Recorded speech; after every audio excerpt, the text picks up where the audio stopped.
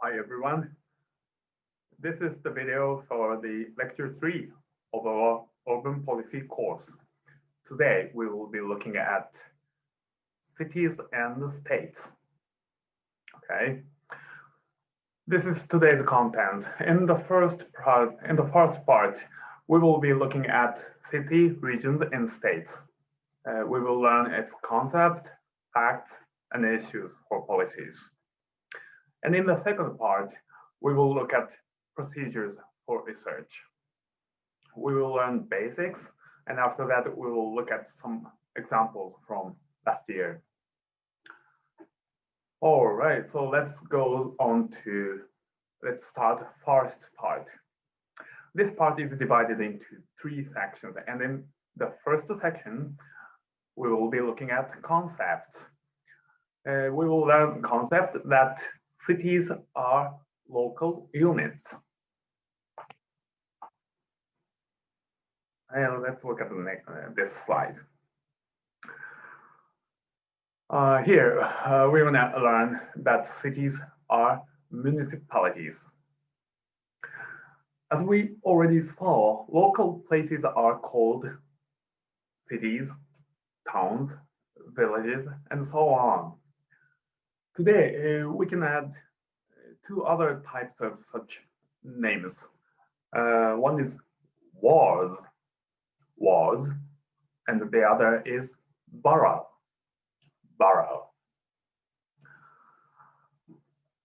Okay, these are the names for the very small areas, perhaps inside the cities or inside the towns. But basically, they are all the names of places or areas, right? But in addition to it, these local areas have their own communities. Okay, now we're going to talk about communities.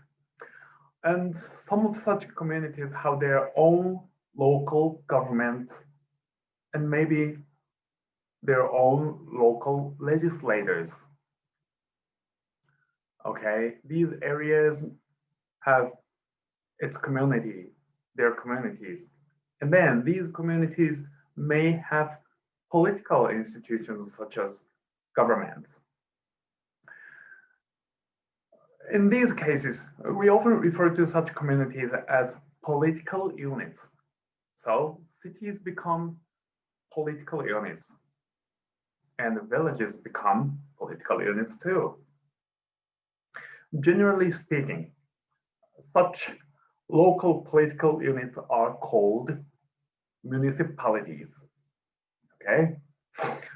Municipality, probably it is a very new word for most of you guys, but this is not the difficult one. City, in this case, city is a municipality, and a village is also a municipality. Okay? And most cities and towns have their own governments, and these governments are called municipal governments. Okay, municipal governments. This is how we use these terms. In other words, what are municipalities? Municipalities are the public political bodies of the most local level. Okay, today we are going to look at so many various levels of government. The biggest one, or the highest level, is the state government. And now we are looking at most local governments. Okay, they are called municipal governments. This is what we saw in this slide. All right. Okay, let's go to next slide. Cities make up city regions. Let's suppose, again, there is an area with cities and villages. If there are many cities, like this, there are many 3 cities, for example, and if these cities are interconnected, then we sometimes call these areas as city regions, or we often simply say regions. Okay, city regions are the areas where cities are highly connected each other, right? And city regions are the area where people are living in very deeply interdependent way across the cities. So in short, in city regions, there are so many lines of connections, okay, across these cities.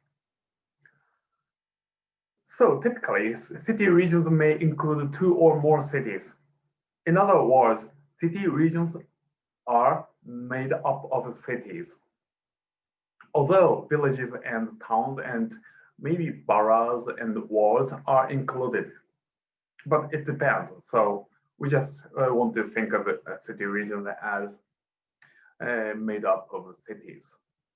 This is the most this is the simplest way to think of a region, city region. On the contrary, there are regions that have no connection to the cities. For example, if these regions are so wide, then these cities are,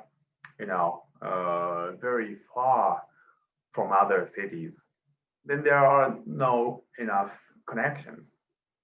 Then we call these areas just region.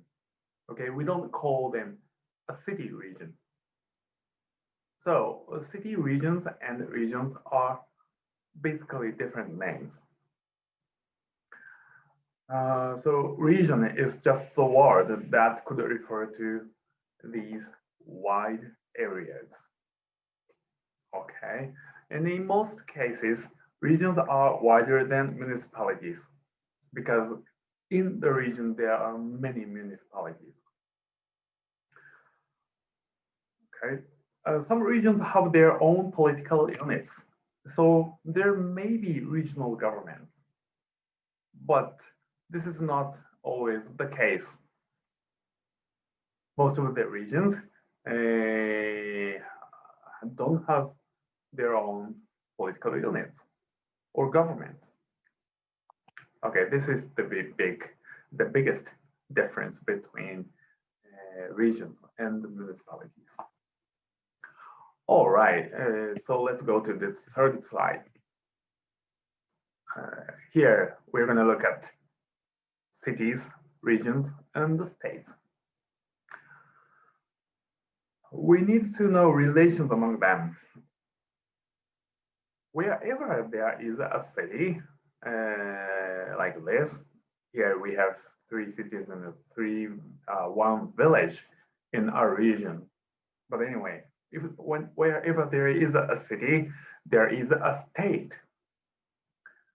In other words, any city is located in somewhere in the territory of the state. Do you know what the states are? States are the organization which has territory, okay? And the examples of states are federal states or unitary states. United States of America is one of the most typical type of federal states,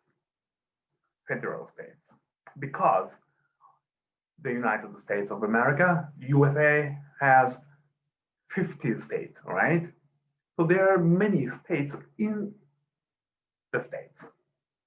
That are a little bit weird, but this is what the USA is. And why are there so many states inside a state? It is because legally, sovereignty. Do you know sovereignty? Sovereignty is the highest, it's the supreme power of the political government. Okay, that power, sovereignty, is shared among only 50 states. Okay, so 50 states share that supreme highest power. Okay, this is the idea of the USA. And this, we call this type of the states federal states. So in short, federal states are made up of other smaller states. So this is one type. The other type is, as I told you, unitary state. Unitary states. For example, the United Kingdom. United Kingdom is unitary state because even though the United Kingdom has some a few historical areas like England, Wales, Scotland, and Northern Ireland, and other islands overseas, but basically these England, Scotland, and Wales, and Northern Ireland don't share their sovereignty. In other words, they don't have sovereignty. The United Kingdom, as an entity, as an political entity, does have that sovereignty. So the United Kingdom cannot be divided. Okay, this is why we call such states unitary states. Okay, so now now it is clear about federal states and unitary states, right? So anyway, this is our basic concept of a state. And generally, there are state governments and the state legislators. We call them, in this course, central government. Okay, central government.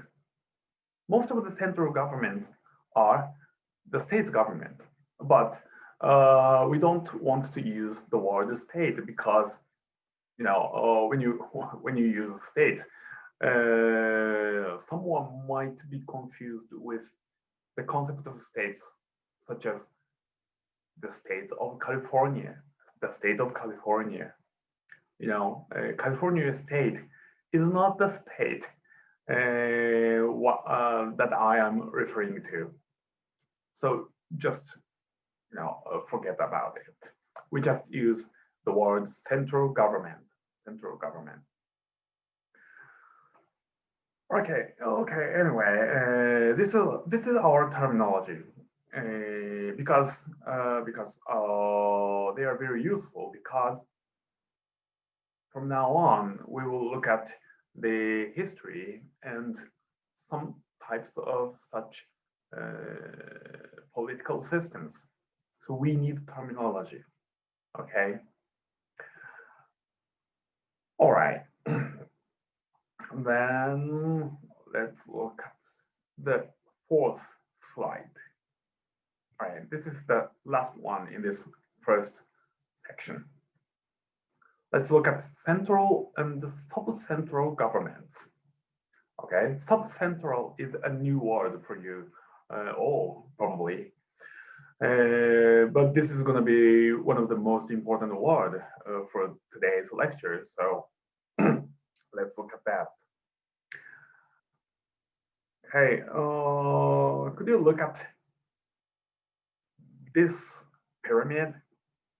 This is one of the this pyramid shows one of the most typical type of central and sub-central government systems.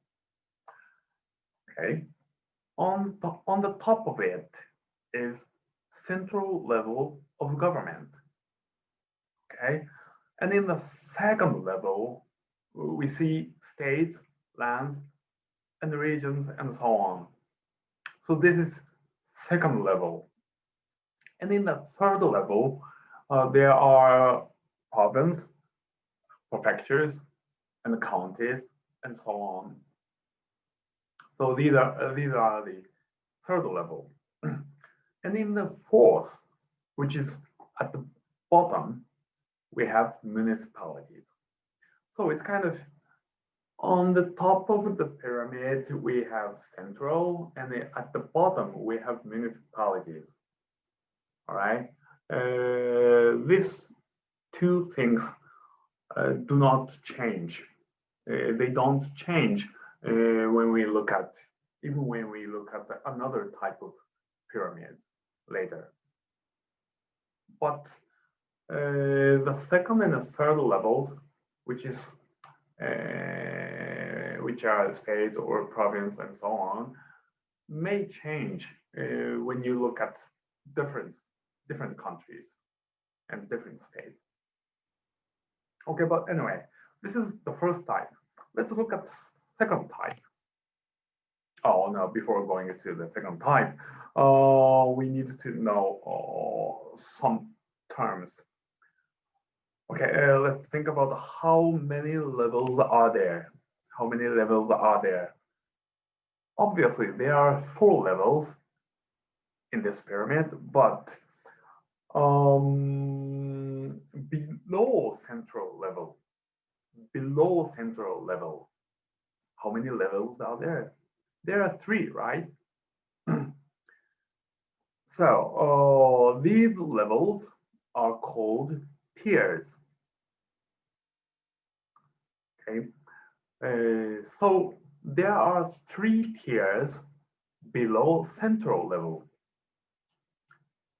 Then these 3 tiers are called subcentral governments. Okay, this is a subcentral government. In other words, subcentral governments do not include central governments. So they are different. Central government is central government, and subcentral governments are these 3-tiered governments. Okay, this is our terminology. Don't be confused with it. Okay, then let's look at next type. Look at this pyramid. At the top of the pyramid, we have central government, and in the second level,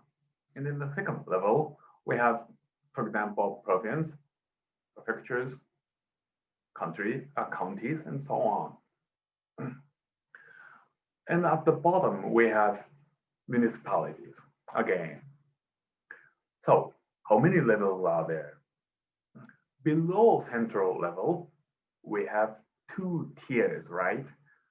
So this we call 2-tiered system of subcentral governments. Okay, this is how we count tiers. This is our framework of understanding a variety of central and subcentral levels. Today, we will use these terms again and again, so please make sure you are not confused by these terminologies. All right, so let's look at quizzes. If a city is a political unit with its own government and parliament, then this city is called a state. Is it true or false? Easy question, isn't it? Okay, second, the United States of America is not regarded as a state since the sovereignty is shared among all of the smaller states, such as the state of California and the state of New York. True or false? 3. There are central, prefectural, municipal governments in Japan, basically. This sentence is true. But look at the latter half of this sentence. Therefore, Japanese subcentral governments are considered three-tiered. Is it true or false? Don't make a mistake about this. Okay, that's all about our first section. Then let's go to the second section. In this second section, we'll be looking at facts, historical facts, and we'll see changing positions of cities. Okay, we'll look at history of the cities with relations to states. In order to do that, we will need some theoretical points of view. So let's look at these insights into nation states by two scholars. One is the insight that is given by a sociologist, Anthony Giddens. He insisted that the international system or interstate system is quite relevant to understand political system in modern age. So, according to him, nation states are not separately existing. You know, there are about 200 nation states in the world today, right? But they are not separately existing. This is what he insisted. They are competing each other by using their own powers, including their own military powers. Okay, this is what he insisted. And the other scholar is this. She is a sociologist, Theda Skocpol. She insisted that states are super important actors in the process of political systems. Okay? According to her, states are the strongest actors, and these states are also most influential institutions for any other political actors. So states are actors as well as institutions. So we need to take into consideration that behind the states, we have interstate system. And just because there are so many states in the world, then domestic political systems are very strongly influenced by the states. Okay, this is our framework that we use from now. Okay, then when did these systems begin in the world? Let's look at history. First, let me explain just some facts about ancient cities. Look at this map. This map is about early civilizations around 5,000 years ago. We know several ancient cities such as Luoyang, Harappa, Babylon, and Memphis. Okay, these are just some of the examples, but you know, all of them are very famous ancient cities, right? And what we want to understand is this. Obviously, there were no interstate systems back then. You know, for example, Luoyang and Harappa were very far from each other, right? So they didn't have any contact. They didn't have common borders, okay, across the countries. So in a different word, they are separated, and their territories were not next to each other. Okay. So this was the ancient world. When it comes to modern age, these situations began to change. So let's look at early modern age. We want to look at 17th century in Europe. It is often said that the interstate system arose in Europe in this period. Look at the map.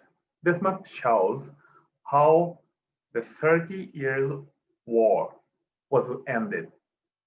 30 Years' War was one of the longest and one of the most severe, most disastrous wars in the history of Europe. And that war was ended by peace treaty of Westphalia of 1648. The important thing is this: in this treaty, the borders between European states were identified or set up or established. Before this 30 Years of War, their borders were kind of very complex, and these borders were not affirmed by any international laws. But in this peace treaty, which is also a part of international laws, these borders were identified. So this means that the territories of states were permitted, and the borders between these territories were admitted by all the countries involved. So it is often said this treaty was one of the most important origins of modern interstate systems. This is called sovereign state systems. Sovereign state systems. Because all of the countries were admitted to have sovereignty. But in this age, state governments or local governments were not as strong as today. Then what are the differences between back then and today? In other words, when did the central and sub-central governments begin their modern activities? Now we need to look at 200 years later. Okay. First, government's spendings grew up rapidly in 19th and 20th centuries. Look at this chart. Okay. It shows the percentage of central and sub-central government's expenditure. Expenditure is money that the government used in that year, right? So this chart shows the amount of money that were spent by governments. Okay, you can see that the percentage increased drastically faster than GDP through 19th and 20th centuries. So after this period, more than 40% of GDP is produced by governments. This is what these countries are today. Okay, so all these statistics show the big, huge expansions of government activities in modern time. All right. But how much of these government expenditures are produced by local governments? Okay, this chart included both central and local governments, but now we need to look at focus on local governments. Then let's look at the next slide.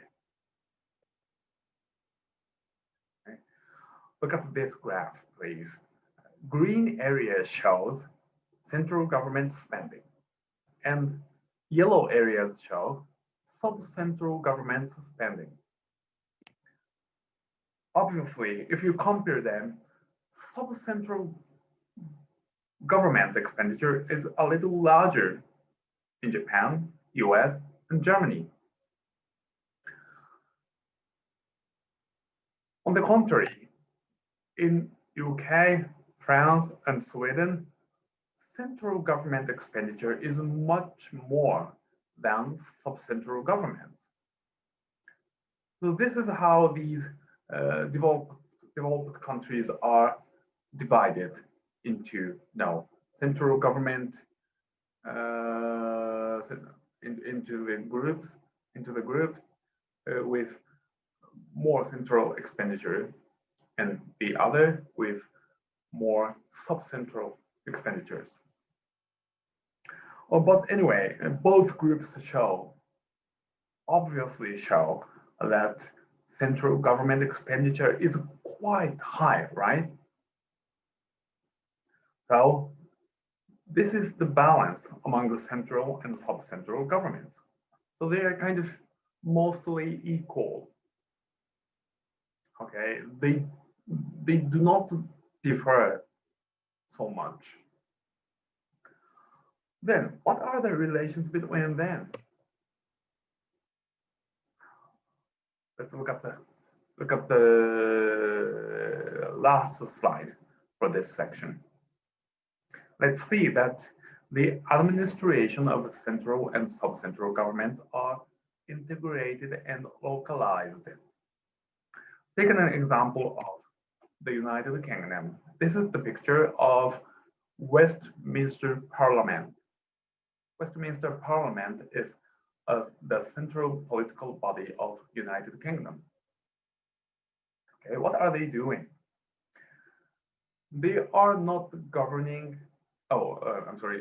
This parliament is located in the central London, but they are not governing any specific city or village or any small places, such as London.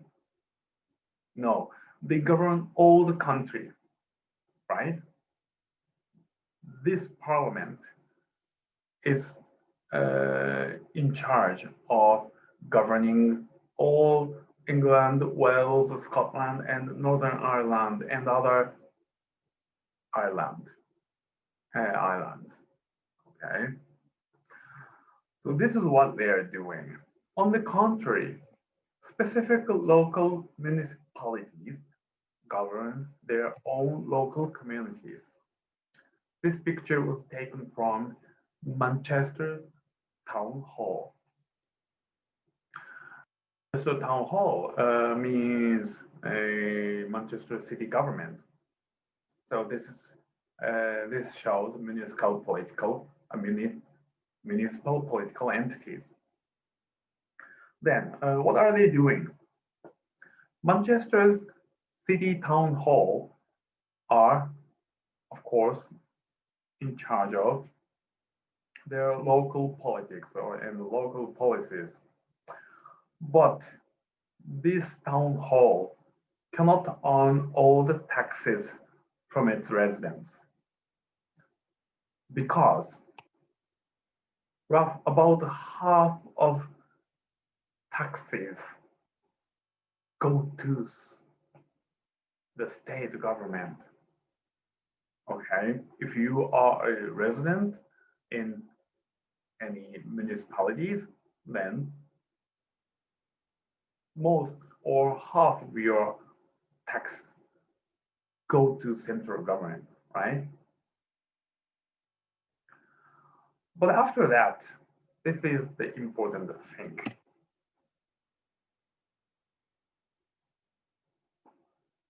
State services come to the local places again. State services, for example, education services, healthcare services, and transportation buildings, all these services come to the local places again. So this is how central politics and local politics are related. Okay, taxes go to the central government, but they come back again. And in this process, Manchester government conducts some of these jobs too. So they are not just separated, they together conduct their policies. Therefore, I say these two types of governments are integrated and they do their work in localized places. So their administrations are kind of localized. This is what modern public administrations are implemented. Okay, please remember this framework in your mind. This will be pretty important in the next section. All right, then let's look at the second set of quizzes. One, according to Fides Skotchpol, states are merely one of many modern political institutions. So since 17th century, their significance have decreased, and today these states do not affect any urban development process. Is it true or false? 2. Government activities drastically expanded through 19th and 20th centuries. Central government spending are, recent statistics shows, about 10 times as much as sub-central governments. 10 times as much. Is it true or false? 3. United Kingdom's central government often works with municipalities such as Manchester City.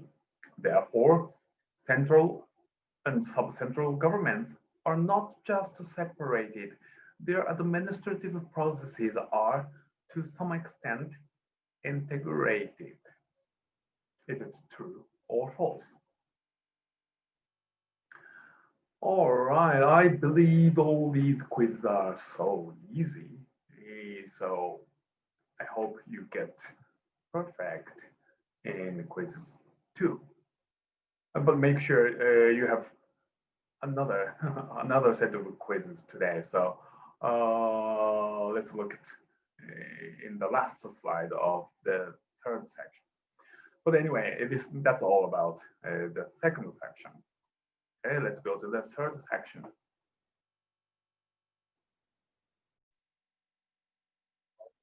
This third section, we will be looking at policy issues. We will learn expanding regional policies. The first slide, dilemma of public investment. First, we want to look at some gap between the needs and reality. In developed countries, global competitions have been harshened since 1970s. So activities of enterprises and employment of workers have been threatened by globally competitive leading industries. Therefore, local industries are now needing investment, public investment that will help them. So bigger and bigger industrial policies are required. However, municipal governments are getting more and more poor, and they can't now afford big policies. It is because economic depressions has been long and that has been worsened since 1970s. So the government are losing their money in municipal levels or city regional levels. Okay, so what we find here is the dilemma or gap between this needing investment and lacking money. Then what should be done? And what has been done about this situation? This is the topic that we are going to look from now. In fact, more and more regional policies have been attempted in such cities. So let me explain two tendencies of such regional policies. One, first of the two tendencies is a more widening tendency of action areas. This is occurring because state level governments insist that municipal actions are not enough. They say no to municipal actions. They say policies should be done not in the size of municipalities, but in the size of wider regions as this. One of the ways to do this, one of the ways to do wider region policies is to use upper government. In some cases, central governments do it themselves. And in other areas, existing regional governments do that. But another way to do such regional policies is that of changing municipal units. So this has been done either by using old units or by creating new units. Okay, in some areas, two or more municipal units are forced to merge and become one. So, for example, in UK, in Japan, in so many cities in many countries, cities are now disappearing. Towns and villages are disappearing too, because they are now merging into one. But in other areas, two or more municipal governments are becoming corroborated, because state government and regional government encourage these municipalities to make collaborations. As a result, local governments themselves are widening. Local governments are now doing wider policies. It is often said that this tendency began drastically in UK and France, but the same tendency has been occurring in most developed countries since 1980s and 1990s. You probably know that also in Japan, around 2000 years, about 50% or 40% of municipalities disappeared, right? They merged into smaller, bigger, wider municipalities, right? So this is actually happening in developed countries, like including Japan. So this is the first tendency that has become common. I guess the cities where you are born is also suffering from these tendencies. But this is just one of the two tendencies. So let's next look at the second tendency. This is narrowing of public investment. Narrowing is the tendency where things become narrow. So it's like this. In this context, in the policy context, narrowing means that the focus of public investment has become narrow. This narrowing is occurring because, again, central governments insist that regional actions should be focusing on just a few fields, just one or two, or a little, only a little more fields. That will strengthen international businesses. So they want sub-central governments to invest in those strategic, internationally strategic fields so that enterprises can win international competition. How do they do that? One way to do this is to give money and power to public sectors. This measure is done by starting central government's own initiatives or by providing local governments with ever bigger policy options. Like this, central governments give big money to sub-central governments to only to do one thing, for example. Okay, central governments pay money, yes, but they pay money just in this project. This is what they do. Then sub-central governments have no other options. So they do this. This is how they are kind of integrated in these situations. Another way is to give money and power to private sectors, like companies. This measure is done by enabling private actors, such as by tax redemptions, subsidy and grant provision, and giving permissions and rights. It is also attempted by collaboration of public sectors with private sectors, such as by outsourcing and leasing the public projects or facilities. All right, anyway, this is the second line of tendencies, which are now becoming more and more common in developed countries, okay? Let's now look at what is the important thing in these tendencies.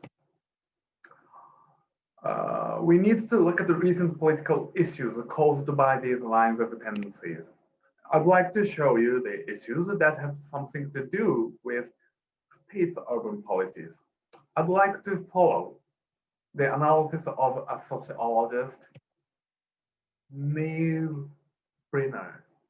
Neil Brenner is also a sociologist, urban sociologist. He wrote a book, New State Spaces, in 2004, and pointed that relations between states and cities are drastically changing. So let's look one by one. Central governments have been engaged in economic policies to encourage international businesses, as we already saw in the previous slide.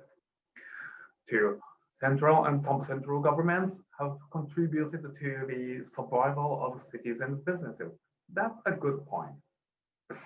But 3, municipal initiatives, municipal government initiatives and their social services, including education to healthcare, have not been focused in these tendencies.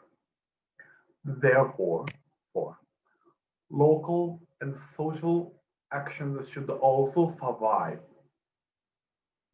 this has been not the target of state policies, but we need this, right? So this is one of the hottest issues in these state urban policies. And then you probably want to think about some actions that will commit to these areas, but such actions will have to include more local actions and social services, right? If you want to figure it out, if you want to figure out such future needed actions, what kind of policy measures exist? Okay, this is what I'm going to talk about in the next 2 slides. Okay, what kind of policy measures exist in this very economic age? There are 2 types of new policy measures. This is the first one: collaboration among public sectors, collaboration among public governments. You probably need to know this because these options are some basic designs that have been used very heavily in these 30 years. So let's look at 2 such sets of such policy designs.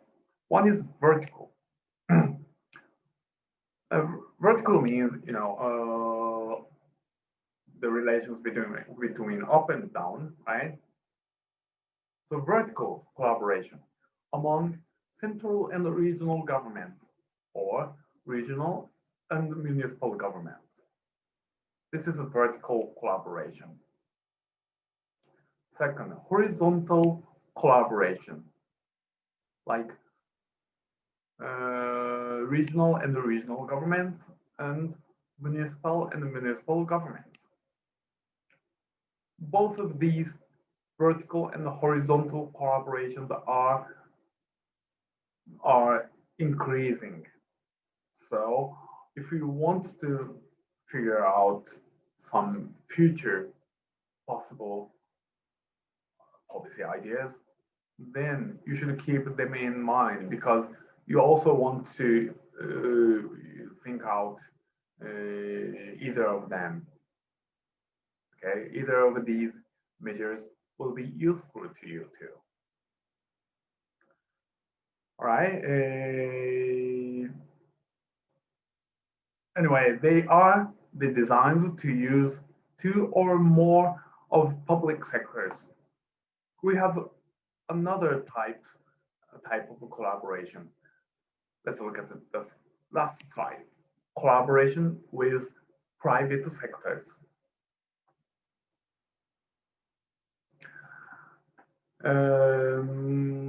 Let's have this a little bit new ideas in public administrations. Governments should seek for collaborations with private sectors. This is not the age when governments collaborate only with government. No, they should collaborate with other business partners. There are 3 basic methods. 1, deconcentrating. It means governments separate some of their part or divisions into different parts. So they are they separate some parts to the independent agencies, and they organize it in the similar ways to private sections or private organizations. So typically they make a new agency, then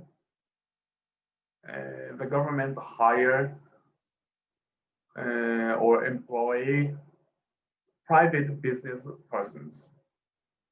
Okay, this is how they do when they do such deconcentrating. 2. Public-private partnership, PPP. One way is outsourcing. Another way is private financial initiatives. This is the ways by which the government, the private sectors, private businesses, private companies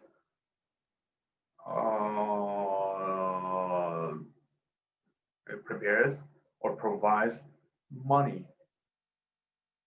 Okay, so this is why we call private finance initiatives. And the other option is leasing. Leasing. You know what leasing is? Leasing means lending. Okay, so private companies borrow some of the public businesses. Okay. 3. Privatization. This means that the government sell part of their divisions to private sectors.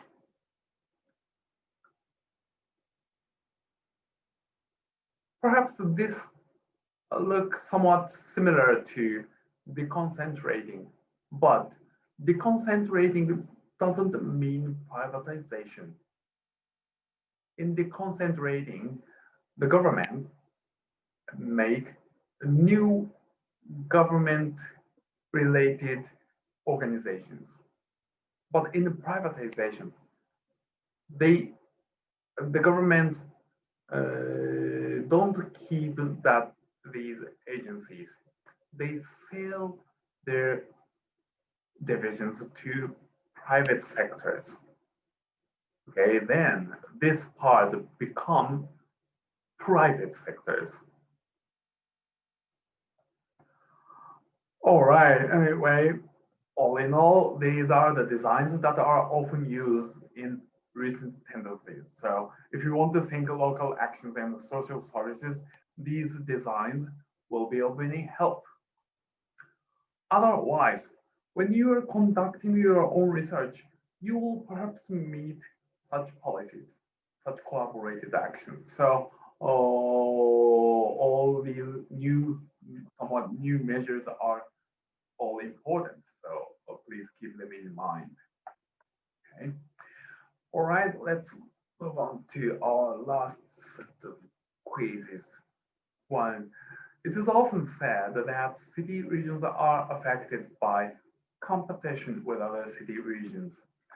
Local businesses expect public sectors to support them, but it is most likely that city governments cannot afford it.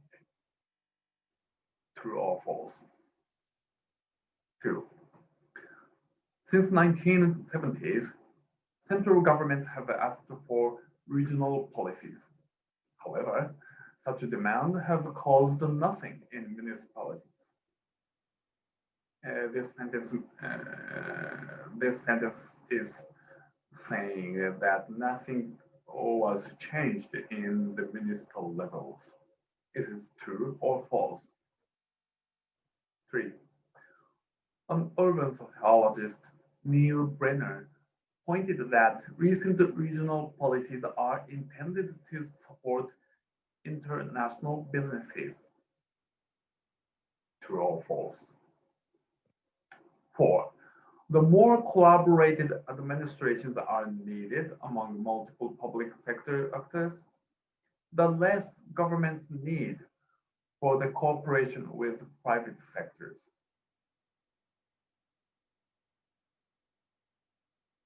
True or false?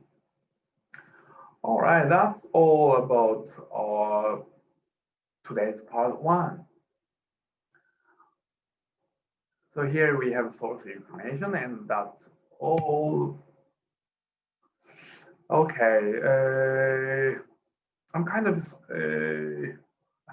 I feel sorry about this long movie today, but anyway, that's all about this first video. So please go to the second video.